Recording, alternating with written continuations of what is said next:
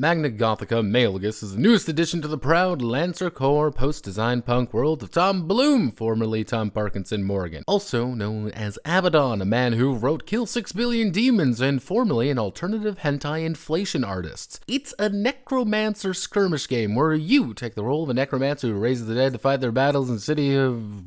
Yeah, I don't really care about the lore. The vibes are all wrong. It's trying too hard to be cool and metal that it loops around into be cringy metal LARP, which begins to panic the second you mention everyone's favorite uncle. But what's the game like? It's a grid-based skirmish game based off of Icon, which is based off of Lancer, which is based off of Shadow of the Demon Lord, which is... we're getting in too deep into this. Except every unit can either act and move, or move and move. Most actual actions against another is done by rolling 1d6 and comparing it to the defense, which is either going to be 2, 3, or 4 on the die. Even if you do miss, you'll actually graze, doing 1 damage with an attack, so using the Star Metal God Sword of the Exorcist, if it hits, will deal 1 damage, and depending on the round or something else, or do 1 damage and not do that other thing. Armor can block damage, but armor is either going to come up all the time or just do nothing. There's really no in between. Each of the factions have 1 gimmick, which usually amounts to having 2 lists for you to actually use unless you play Heresy mode, but that's completely optional, and the factions don't synergize with each other very well, as you only have 5 slots for your goons. The factions are Gun Nuts, Chainsaw Men, Plague People, Position Autism, Holy Necrons, and Token Autists. If you notice, quite a few of them actually have a lot of tokens to work with the majority of those tokens needing to be tracked at once. So you're going to be using a VTT for this. Sorry, table fans. So yeah, that's it. Rules are a bit vague at points, but doesn't really matter. It's being sold as an art book, and that's what it is. Now, the entire reason I'm actually doing this video is because people keep asking me about things Mr. Bloom makes. So we're going to do a rapid fire on all of them right here, right now. Broken World is based off his Golden Goose and is an underbaked traditionalist PBTA game with a fairly orthodox design ethos. It's about as exciting as a slice of white bread. Lancer is a mech game for people who don't like mech games. While it is crunchy under the hood and refuses to deviate from its combat long rest structure, it's fine if you like D&D 4e and Shadow of the Demon Lord. I think the lore is stupid and really takes me out of the entire setting, being almost impossible to remove it though due to the mandatory nature of the advancement system and the magic 3D printers during the resource wars. Icon is Fantasy Lancer, but instead of using a botched PBTA for pilots, they use a botched Blades in the Dark for non-combat segments. Turning it into a different character as Icon is actually 2 games in 1 where you play the same person. No. Gun is a d6 dice pool about invoking qualities to roll above a 4 up on a d6 because Mr. Bloom played Red Dead Redemption and enjoyed it. He also added card mechanics to force results because this is a Western game and those need to be have cards in them. I don't really care about it, nor do I want to go over it for anything in the near future. Maury the Horse Girl notwithstanding, of course. So that's it. Every single one of Tom Bloom's games. You can stop asking me about my opinion on all of them now. My name is Notepad, and this was Magnagothica Maleghast, a skirmish game for people who don't like skirmish games and don't want to play Kill Team. If you like what I do here, feel free to like, comment, and subscribe. Many thanks to the plutocrats. As always, Godspeed and good luck.